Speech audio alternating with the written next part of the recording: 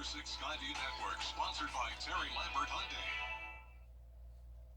It's a fantastic forecast for us with sunny skies and lower humidity today and tomorrow. Then as we go into the weekend, heating up a little bit more with some chances of rain. I'll have all those details coming up. Right now on News Channel 6 at 4, missing Florida woman last seen in Allendale. What we know so far about this case. Plus, a local program for children with autism expands its reach. We'll take you to the new location. And local farmers just waiting for the water from Tropical Storm Debbie to go away. A look at the impact on their crops as Your News at 4 starts now. Live from Television Park, this is WJBF News Channel 6 at 4.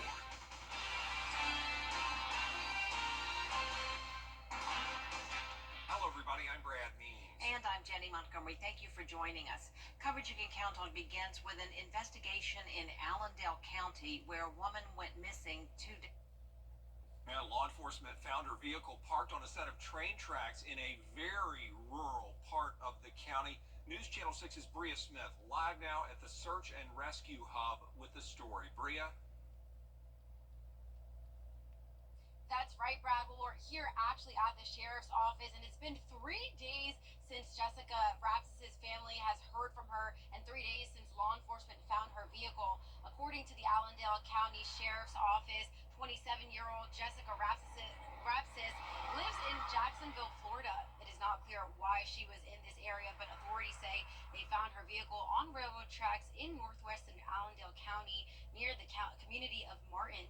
When her vehicle was found, they say it was still warm but had been sitting for a while. A search party, including a helicopter, a dog team, and crews from the Savannah River site were out looking for any clues they could find about Rapsis' whereabouts or what might have happened. Now, the sheriff's office does ask that if you know any information to please contact them directly or leave a tip with SLED. For now, reporting live in Allendale, Bria Smith, WJBF, News Channel 6. Before that report, an Augusta woman has died several days after being struck by a vehicle. On Sunday, Jan Jacoby was hit while crossing Peach Orchard Road. She died yesterday from her injuries. Massive flooding from Tropical Storm Debbie is only adding challenges for farmers in Scriven County, where they got between 10 and 14 inches of rainfall from Debbie last week. Before the storm, farmers were struggling with low commodity prices, meaning record lows for peanuts and cotton. They're also dealing with higher supply costs because of inflation. I think we got close to 16 inches out of the whole system. We've probably lost 25% of our production this year on $1,300 to $1,400 an acre. 1,300 to 1,400 acres is probably, I don't know, maybe $200 an acre, $300 an acre is what we're going to lose because of just the tropical storm damage. And that's rough, and while farmers try to deal with the losses, they're trying to get set for their harvest season, which starts in a month. It is time now for our first look at our forecast with Chief Meteorologist Jenna Petracci. And hate to ask this after that story about those farmers and their struggles, but could we be looking at rain this weekend? We could, but the chances are nothing like what we had last week. So our chances of rain are really very limited over the next 10 days. Overall, pretty dry conditions. Right now, it's completely dry here on our Terry Lambert Hyundai Skyview cam outside the station. Plenty of sunshine as well, just a few cumulus clouds. It's a warm day, but definitely not as hot as it could be. We're actually sitting in the upper 80s for the most part. 87 in Augusta, 88 in Swainsboro, Evans right at the 90-degree mark. 89 now in McCormick, Wrightsville 89 as well. 91 in Lincolnton. Check out these dew points. We're seeing the low 60s, a couple upper 60s here and there, but a dew point of only 62 in Augusta is definitely pretty low for August. And in return, the heat index is only in the upper 80s to low 90s. So definitely no extreme heat today, and it will stay that way over the next several days to come. Winds are coming in from the east now, a little bit breezy up in Lincolnton at 7 miles per hour, 8 in Edgefield, 5 in Aiken.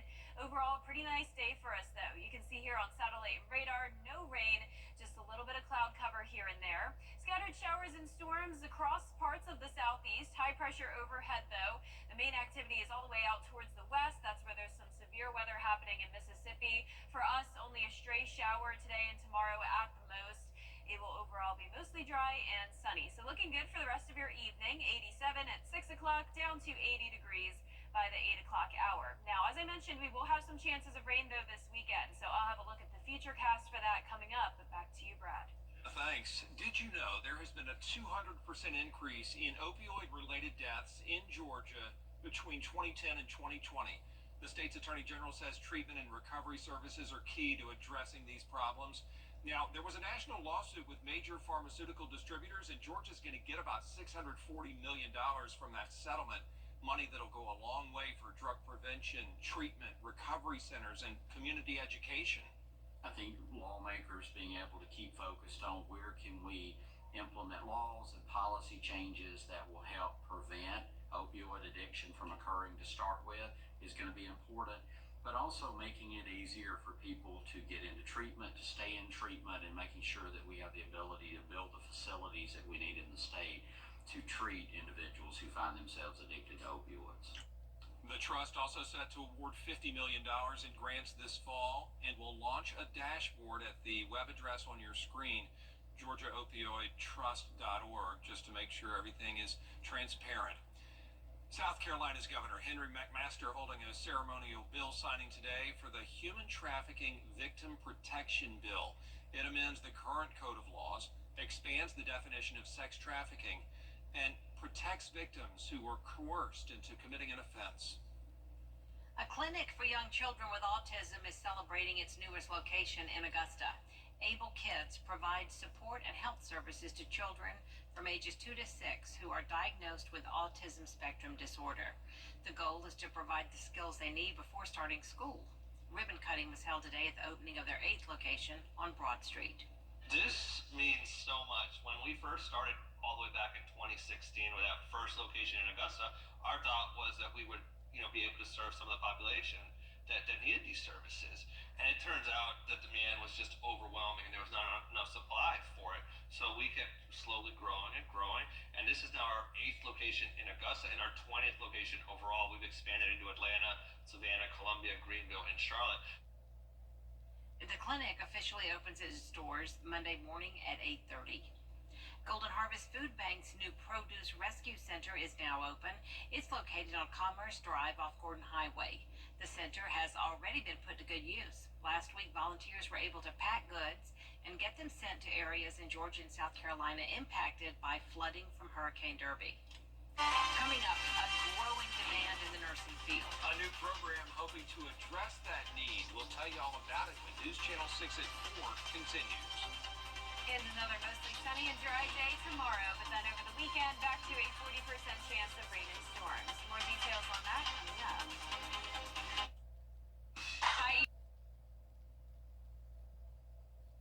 A new program in Central Texas is geared to getting more nurses specialized in anesthesia. As Sarah Alshak tells us, it aims to fill a national need. Hey, Lucina, we want you to go ahead and count backwards from 10. Hands-on anesthesia training right here in Central Texas. 3, 2, 1. Can hear her getting very sleepy. Her eyes will close. A group of 15 new graduate students in Austin recently started their 3-year journey toward becoming nurse anesthetists. The first year, they are mostly in the classroom and they have skills and simulation labs. We'll rotate to the community hospitals and get their real in the hospital hands-on training with real patients. Fairfield University, based in Connecticut, offers this program, but it expanded to Austin because of the growing need for these types of medical professionals. Really chose the right place in moving to Austin because we feel that there's a need that we can fulfill there. The Texas Center for Nursing Workforce Studies projected the demand for certified and registered nurse anesthetists to grow by nearly 40% by 2032. When there are shortages, then surgeries might have to be placed on hold, which can obviously become problematic. In the Central Texas area, we are growing exponentially. The need for procedures and services is growing, and so is the need for anesthesia providers. Assistant Program Director for the Austin campus, Dr. Carrie Cromwell, says students will train in both the city and rural communities. Cromwell says a majority of people in the medical field end up staying where they train. Augusta University and the University of South Carolina in Columbia both offer 3-year nurse anesthesia degree programs. Some estimates show the national shortage could reach nearly in the next 4 years. Jenna with the forecast next. Weather headlines on WJBF News Channel 6. Brought to you by Hickson Roofing. If your roof needs fixing, call Mr. Hickson.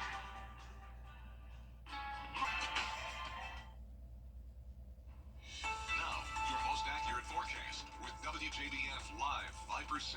Welcome back. Really not a drop of rain on Live Viper 6.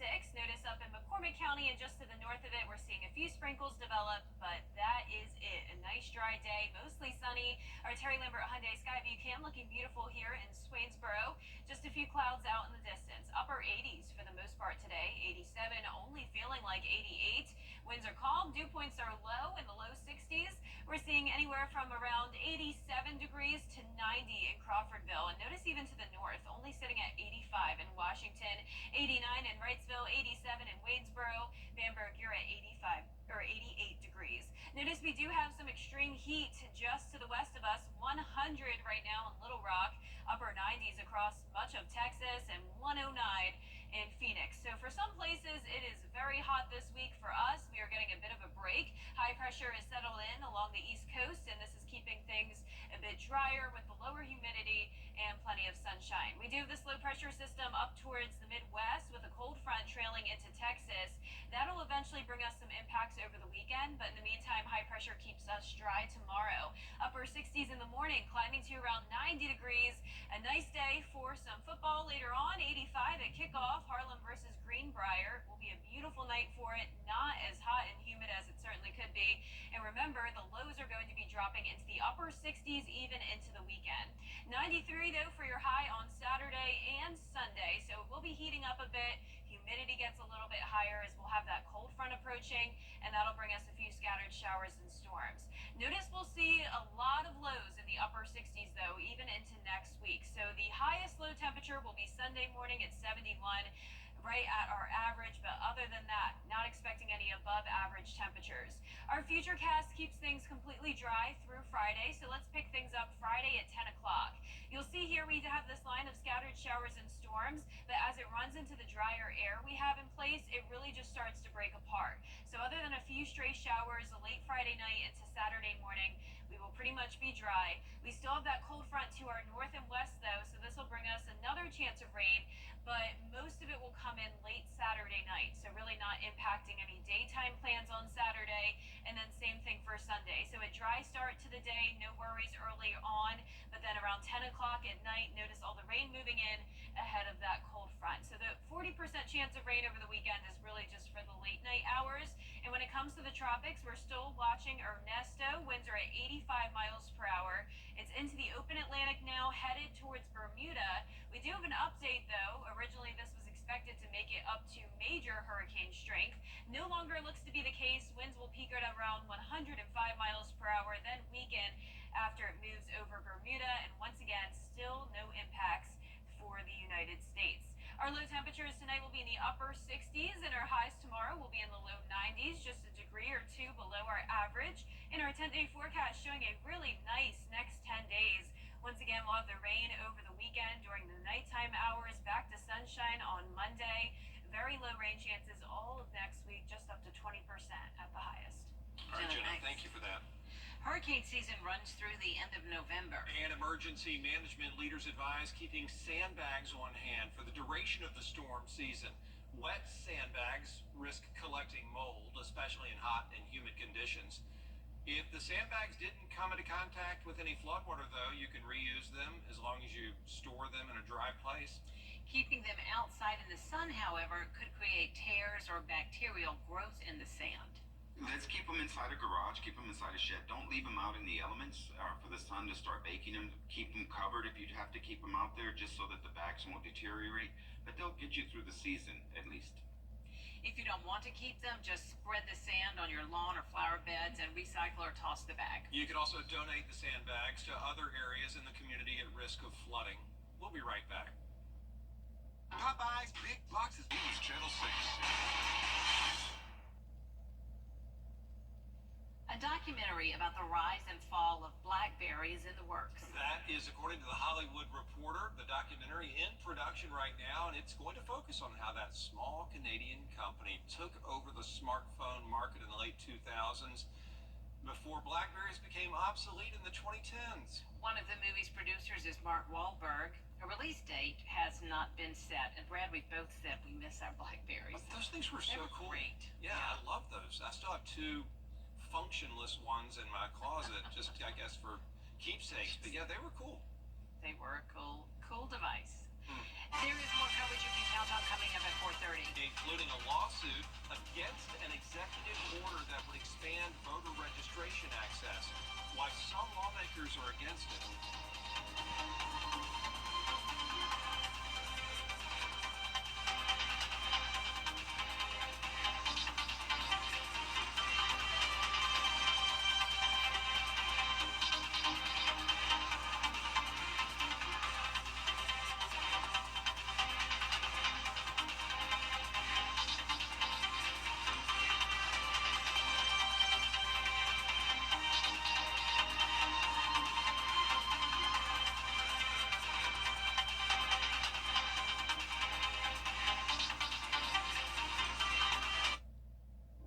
Just keeps getting. TV's #1 entertainment talk show has 15 Emmys. It's actually 16. Respect. Live new season starts September 3rd.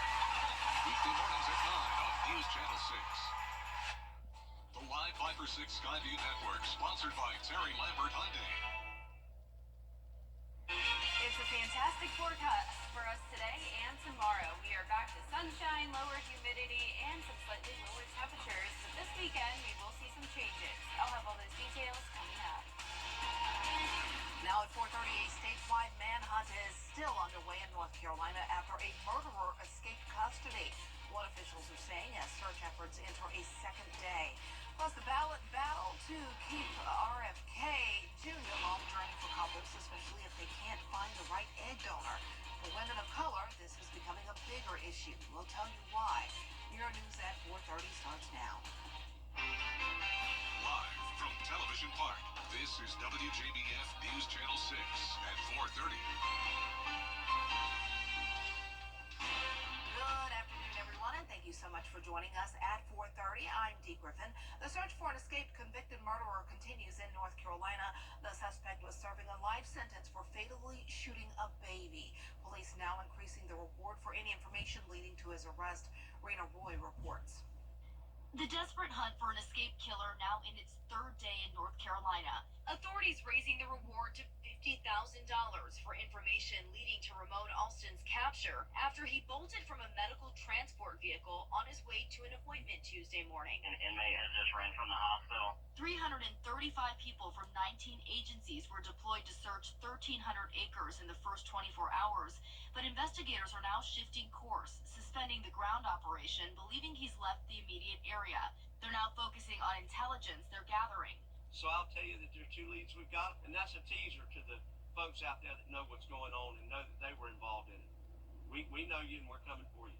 Alston got out of his leg restraints, but his handcuffs and waist chain were still on. The 2 guards who were there are now being questioned, though the Orange County Sheriff does not believe they were involved with the escape. Hopefully they can find him pretty quickly and, make sure that everything's in place and everybody's safe. Alston was serving a life sentence for killing 1-year-old Malia Williams in a random shooting in 2015. He's extremely cagey, he's extremely dangerous, and he has nothing to lose.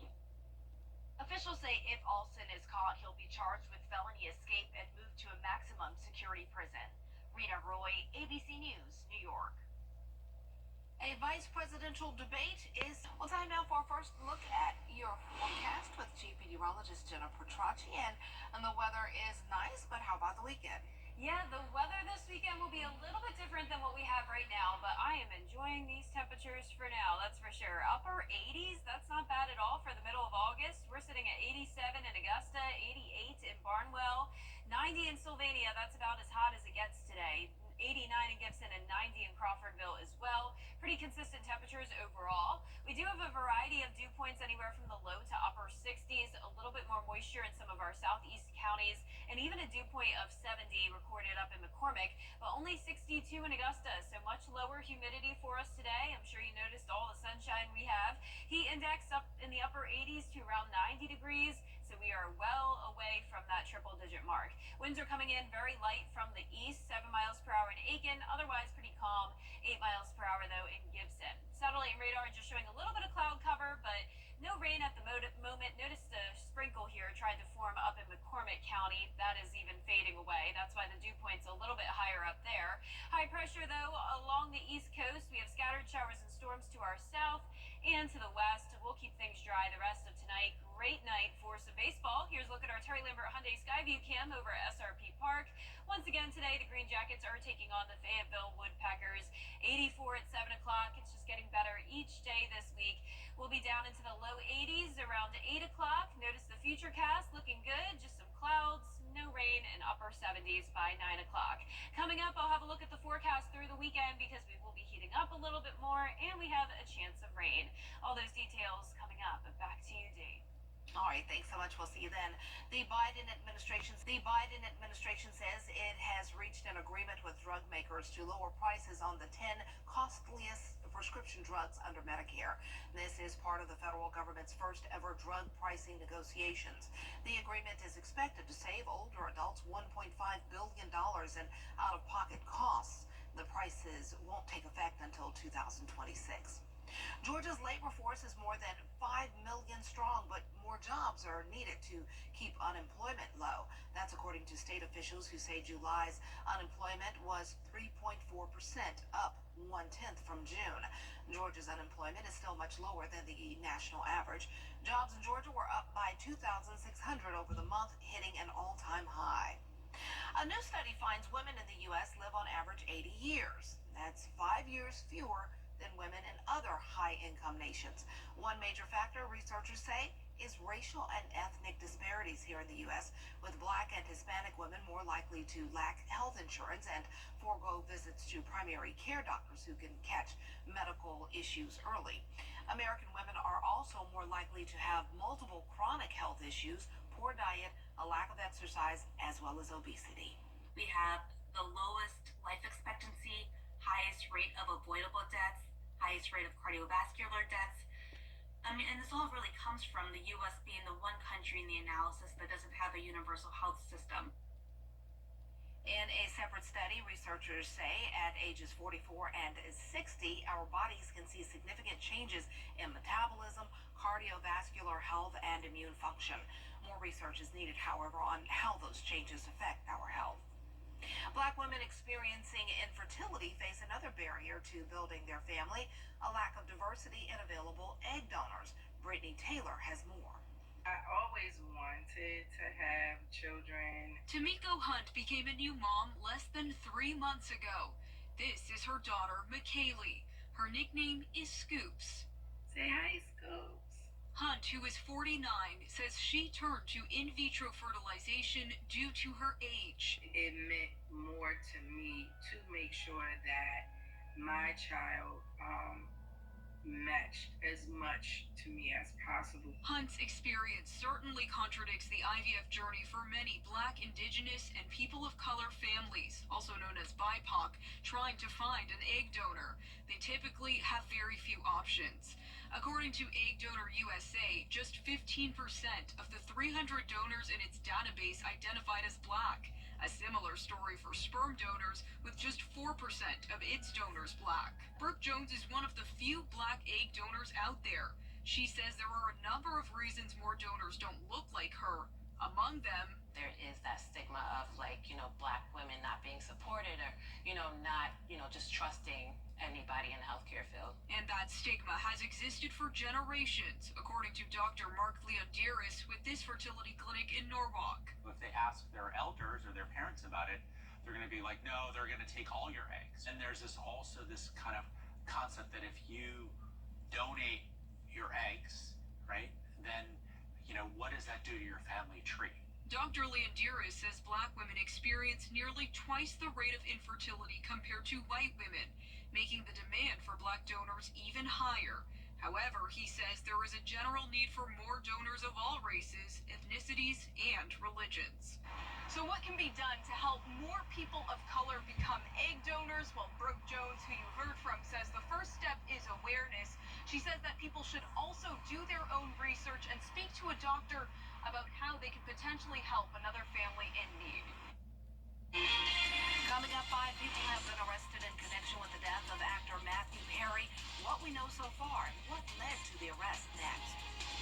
And it's a nice quiet end to the work week. Plenty of sunshine, lower humidity. But then as we go into the weekend, you'll notice the heat and humidity goes back up just a little bit, along with some chances of rain. I'll have all those details coming up. From the time I was a little girl, the only thing I ever dreamed about was forecasting the weather. This is Jennifer Tracy Live. As you can see, everything's trees down, and so do not drive. I mean, I remember watching weather forecasts on TV while my friends were watching cartoons. I guess I was a bit of a nerd. When I grow up, my ambition is to become a successful meteorologist. So for me, being chief meteorologist here at News Channel 6, it's a dream come true. Hi, Jesse. Children First on WJBF News Channel 6 is sponsored by Bridgestone, solutions for your journey. Now, your most accurate forecast with WJBF Live 5/6. Welcome back. We're having lovely weather today. As I mentioned at the top of the show, we have plenty of sunshine, at least for the most part. You can see here on our Terry Lambert Hyundai Skyview cam at Wellstar MCG Health. We do have some puffy cumulus clouds out there along with some high-level clouds, but no rain coming down. It is a nice dry day with some slightly cooler temperatures. Upper 80s is where we're topping off today. Dew point of only 62. No extreme heat index today. At the highest, we're seeing around 90 in Lincolnton and Crawfordville, only 84 in Washington, 89 in Wrightsville. Aiken, you're at 88 degrees, 86 in Allendale, and 90 as well in Sylvania. Live Viper 6 looking perfect. Not a drop of rain across the CSRA or anywhere near us. We also have an update to the drought monitor as of today. Drought monitor always updates on Thursday, and we knew that this would be a significant update, of course, from all the rain we had from Debbie, so this definitely reflects that.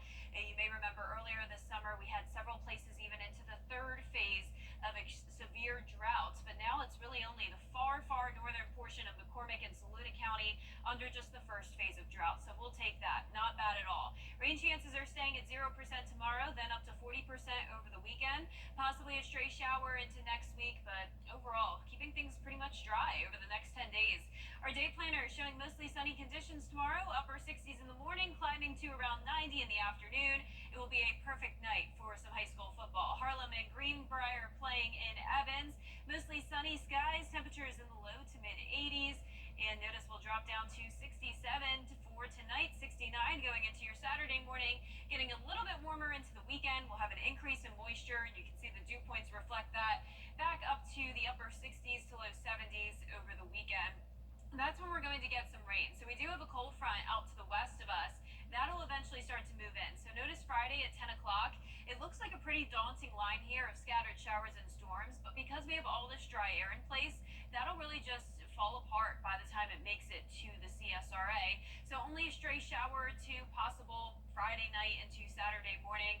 High pressure still stays over our area, but then by Saturday night, it is possible that we could have a decent chance of rain.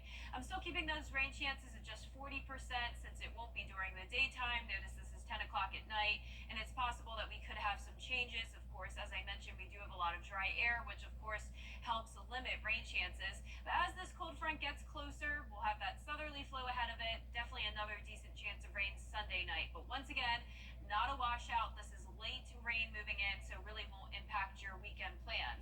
No impacts from the tropics either. Hurricane Ernesto still at 85-mile-per-hour winds. It's going to strengthen up to a Category 2, but no longer looks like it will make it to major hurricane status. So that's at least a little bit of good news for Bermuda, and once again, staying very far away from the United States. Our low temperatures tonight will be in the upper 60s, and our highs tomorrow will be in the low 90s, just a degree or two below average. And your 10-day forecast showing us nice and sunny tomorrow, back to sunshine over the weekend as well. Then we'll see a 40% chance of rain over the weekend. And then as we go into next week, stray shower on Wednesday, isolated showers into next week as well. Now, if you remember, back when I first started working here a few years ago, you may know that I love science experiments. I used to do them on my Jenna Science Corner. And did you know that there are science experiment apps that you can have on your phone? Dan Bickford explains. A smartphone is full of sensors that are useful for science projects, measuring pressure, acceleration, sound, and more. I'm using two free apps for this, Physics Toolbox and Fifox. They're both available for Apple and Android. I use the barometer function in the Physics Toolbox app to measure air pressure. Meteorologists look at air pressure all the time. It's easier for stormy weather to develop when there's lower pressure. And air pressure is elevation dependent because the higher up you are in elevation, the less air there is between you and the top of the atmosphere. Here in downtown Greenville, we're about 1,000 feet above sea level, and the air pressure reads this. And yet up here at Caesars Head State Park with an elevation of 3,200 feet, the pressure is something different. About 2 inches of mercury lower. Readings will drop nearly 1 inch of mercury for every 1,000 feet gained in elevation. Official barometer readings are corrected to remove the effect of altitude changes. Otherwise, it would be very difficult to find high and low pressure systems on a weather map. Phones do not have that adjustment, so the pressure will differ from official readings. Also in the Physics Toolbox, open the sound meter function if a storm is nearby. When you see a lightning flash, press the play button. When the thunder hits, you'll see a spike in the sound levels. This will indicate how loud the thunder is. Pause the sound meter to check on screen how much time passed between the lightning and thunder. You can now calculate how far away the lightning was. Every 5 seconds that pass equates to 1 mile away.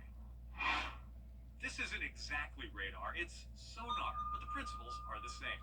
Weather radar sends radio waves out in all directions. Those waves reflect back to the radar if they hit precipitation. Computers calculate the time it takes to receive that reflected energy, determining how far away that precipitation is. Sonar is similar, but uses sound waves. Using the FIFOX app and its sonar function, you can use your phone to measure distance to objects. Get in a room that's quiet, as extra noise will interfere. Make sure the volume is up on your phone speaker and press play. The phone sends out a noise and listens for reflections of those sound waves. The graphic created shows you how far away the sound reflections come from. With these phone apps, just about anywhere can be your own laboratory.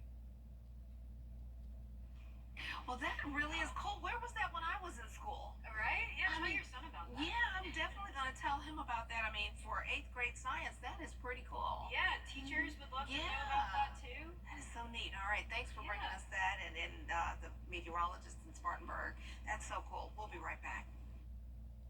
At Honda Cars.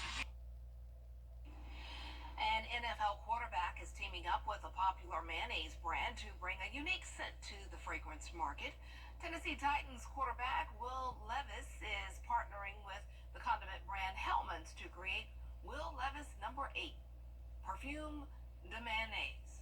It's a cologne with notes of tart lemon, parsley, coffee, undertones, musk, creamy vanilla, and most importantly, mayo. He's known for his love of the condiment and is known for putting it in his coffee. Okay. Oh, yeah. I don't know if I want to smell that on somebody, but hey, to each his own. And I'm sure he's going to be a big success at this. There's something for everybody. I need to come up with a fragrance or something, or food. Well, that's our time for now. Thanks so much for joining us. Next on News Channel 6 at 5, the search for a missing Florida woman continues in Allendale County after her car was found abandoned. Our live coverage continues, plus more top stories with Brad and Jenny next.